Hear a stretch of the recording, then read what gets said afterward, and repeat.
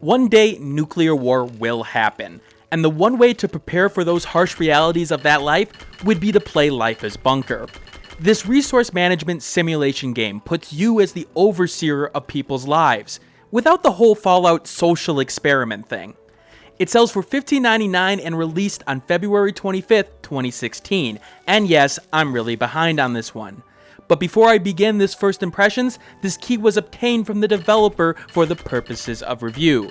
That won't change my opinion in the end, but you should know that because of FTC guidelines, as well as the whole morals thing, you know? So the basic concept of the game: build up a new home within the deep caverns using the resources around, while avoiding the deadly mole men and various landslides, diseases, and random events the game throws at you. You'll have to provide for your residents in several ways: food to keep them fed, beds so that they can sleep, and activities so they don't go crazy and start a murderous rampage. You'll have to monitor everything from the power consumption of your devices to even how much garbage that you've got lying around.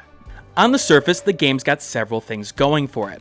You've got 6 jobs that you'll have to give your bunker mates, which range from digging out the dirt for your next set of rooms to farming up the next set of food that you'll need. The game takes the elements of dungeon keepers digging out and making up areas, but takes Fallout Shelter's management of tasks and residents. It's a little bit of an oddball, but makes it stand out for a unique combination of things. And unlike other games, you can't specialize in certain buildings or worker types. Everyone is important to make this bunker run, from the janitor to the scientist. As to the buildables, you've got an okay amount of equipment and options to choose from, but you will run out of new options sooner rather than later. At that point, you'll just need to add more of everything that you've got. And needless to say, that was disappointing. But trust me when I say this, it may have added too much complication in that case, as you'll find out in the later parts of this video. Each item will cost resources which you can mine from the environment, and you'll need to set up water and electrical systems to power certain equipment, such as shower stalls and refrigerators. You'll have to keep in mind your current power and water thresholds, and may even need to make redundant systems to make sure you have abilities in case some wire breaks or a machine breaks down. And from a management standpoint, you'll at first find something interesting. There's a lot of small mechanics and elements to manage here that go into the overall well-being of your bunker, and one wrong move could end up being disastrous. The game is the slow burn type of death, where you aren't going to get overrun by a force of mole men or anything. The death of your bunker will be gradual, as you watch the life force of your last worker fade into the night, with you unable to recover from a bad mistake you made early on. Planning is a huge part of the game, as it's very easy to run out of space and be backed into a corner, unable to see what you can do to fix the current crisis. The game is cutthroat, and to a certain extent I like that.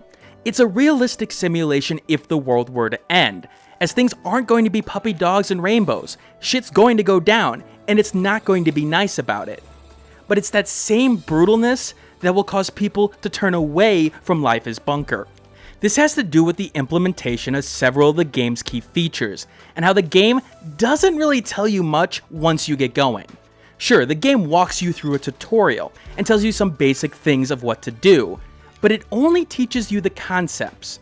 How you use the concepts is a completely different story, and you'll undergo a harsh learning curve before getting in deep with this game. The game really teaches through experience, and so your first several runs, don't expect much, because the game has a gotcha around every corner. For example, your residents within your bunker will age, starting from an embryo within a genetic pod to the ripe old age of death. In the childhood or elderly phases of their life, those members are only a drain. They can't work for you, and will take resources from you while doing it. And here's the thing, this aging process starts during the tutorial, and the game here shows its ruthlessness. I found myself in an unwinnable situation very shortly after the tutorial, as the majority of my workforce could not work anymore due to age.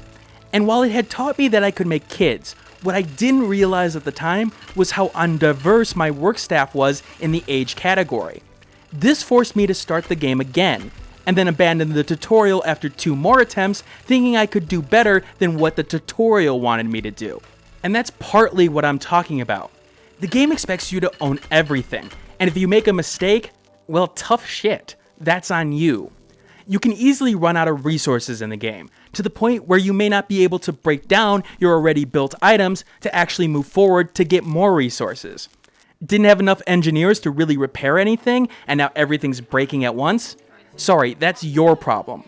I get tough love, but man, this game is almost abusive the way it goes about it. There's so much to manage that can be a really hard task to undertake. You'll have things sneak up on you very quickly and not realize it, and now this run is pretty much over. And part of my issues with that comes from the hurdles of the tool set that the game has you use. Why couldn't the water allotment be available as a small element on the main screen? You got pretty much everything else there. Why do I have to dig deep into the menus in order for me to actually take advantage of it? Why not warnings when my food supply is low or that I'm about to hit my oxygen limit? It feels like the developers knew the basic concepts and reactions they were going for, but didn't think about the actual players and how they'd use the controls in question. And one of the biggest problems is the AI. See, unlike other games, you really don't control characters in this game. Now sure, you can tell them to go to the bathroom, for example, but if I wanted to tell a worker to work on a specific part, I can't. Some of it goes off a priority system, but in some cases, you can't even adjust that priority. They just choose exactly what they want to do in terms of building, repairing, etc. And that's a major blow to this game. You can't really pre-plan in that case, as yeah, I can get all the rooms dug out in terms of queuing up actions. But if I wanted them to focus on one section in particular, I can't, without removing those other queued actions. This lack of control in a game that's so hinged on strict management of resources and making sure you've got safeguards for what could happen, that's a cardinal sin.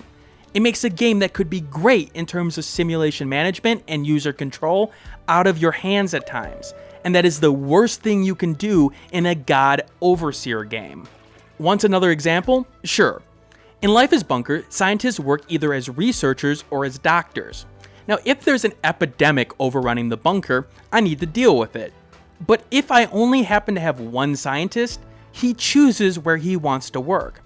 Doesn't really seem to matter if the entire bunker is catching every disease known to man.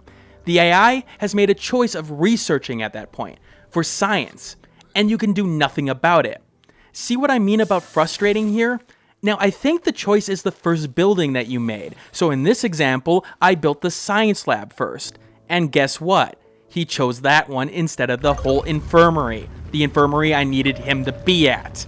And the AI is just dumb in general. It forces you to babysit them a lot.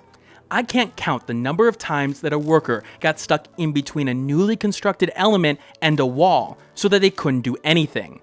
Shouldn't the AI make the choice of working on the device with the most space to their back? I mean, I would expect that, but what do I know? And it's hard to see the effect of this until later on, where their absence of what they're working on starts to pile up. The implementation and controls need some work as well. Fast forwarding is useful in the game, especially when you're first expanding, but you can only pause with the keyboard. There's no key to actually activate the fast forward. You have to do it with the mouse. I feel like some shortcuts to certain submenus would have made things a lot easier, and because of that, it all feels clunky. It feels rigid and unyielding. You have to play this one way, and that's it. Sure, you've got bindable keys, but I needed more than what it gave me.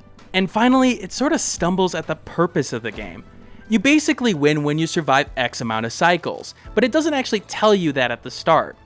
And the storytelling elements are non-existent here, which is a shame, as you could really go wild with the blank canvas that the game made. But any immersion, any connection that you've got to your bunker, it's never really built up, and in a God-type game, that's another cardinal sin. When things go wrong, I want to feel when it goes wrong. Now granted, you've given the option to name your workers, and that's a good start, but play into the actual interactions, what exactly happens within the bunker, and work off that.